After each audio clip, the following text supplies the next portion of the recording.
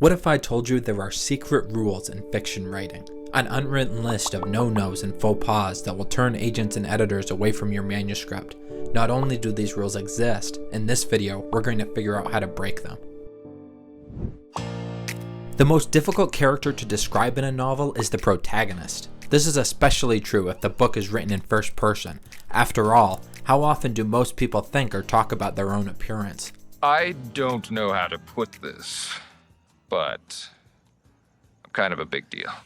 One way that writers have found to get around this obstacle is to have the protagonist look in the mirror and describe what they see.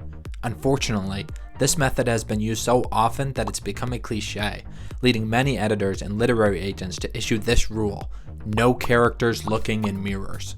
But we want to break the rules, right? We're bound and determined to use the mirror method to describe this character. So how do we do it without falling into cliché?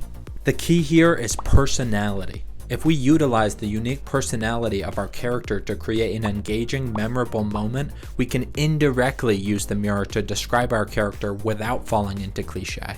Let's say Jill is getting ready for a big interview. She's super confident, knowing she's going to knock this thing out of the park, and in her excitement she begins playfully interviewing herself in the mirror. I must say, you are without a doubt the best candidate for this job. Love your hair, by the way, very Audrey Hepburn. By infusing the scene with the character's fun-loving personality, we've managed to indirectly use the mirror to provide a detail about our protagonist's appearance without falling into cliché.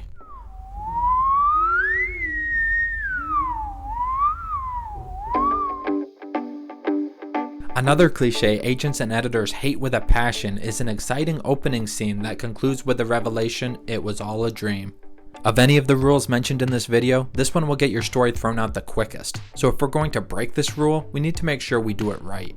The critical flaw of this opening is it promises excitement and intrigue, only to pull the rug out with the revelation none of this was actually real. It's a letdown in the first chapter of your book, and the last thing you want your reader to feel is let down. So how can we open with a dream and keep the audience from feeling disappointed? By flipping the cliché on its head. We start the story with Mark in the middle of a recurring nightmare, in which he hears a noise downstairs and climbs out of bed to investigate. Mark thinks about how the dream is always the same. He goes down the stairs, sees a shadowy figure in the living room, and wakes up. But this time, when Mark descends the stairs and sees the shadowy figure, he doesn't wake up. To his terror, Mark realizes he isn't dreaming this time. This is happening in real life.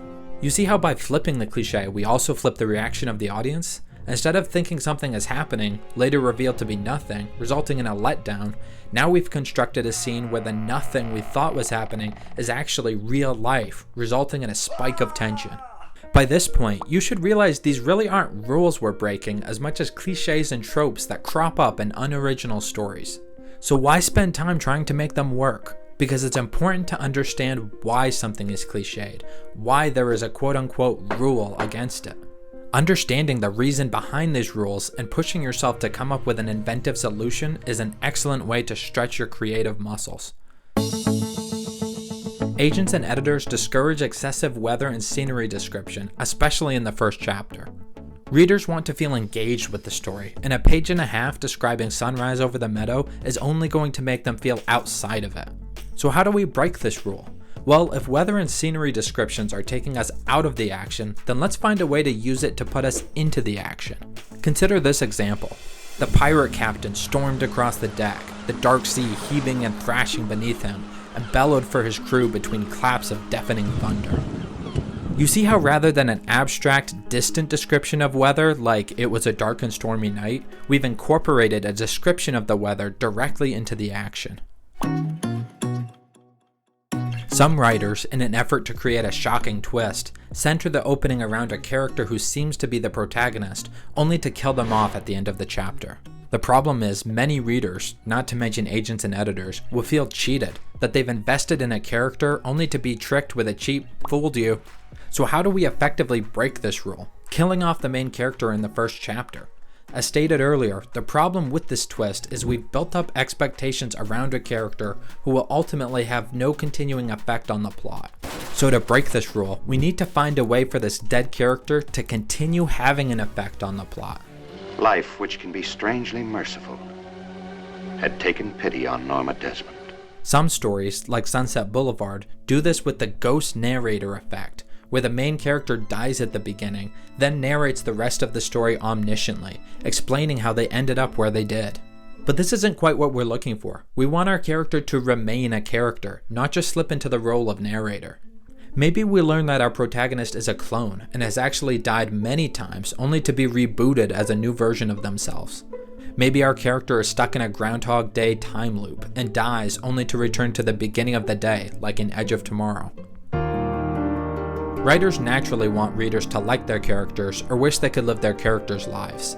In an effort to make protagonists attractive to the audience, authors will often make their protagonist physically attractive, describing impossibly beautiful people who turn heads wherever they go. Many agents and editors have come to dislike these types of characters. Ironically, the very thing that writers are hoping will make their protagonist more appealing makes them less appealing by creating distance and an inability to relate with the audience. Most readers, when scrolling through a half-page description of an impossibly beautiful protagonist, will roll their eyes instead of experiencing relatability. So how do we break this rule? How do we create an attractive protagonist who is still relatable to the audience? By turning the gift of physical beauty into a curse. It's a gift and a curse.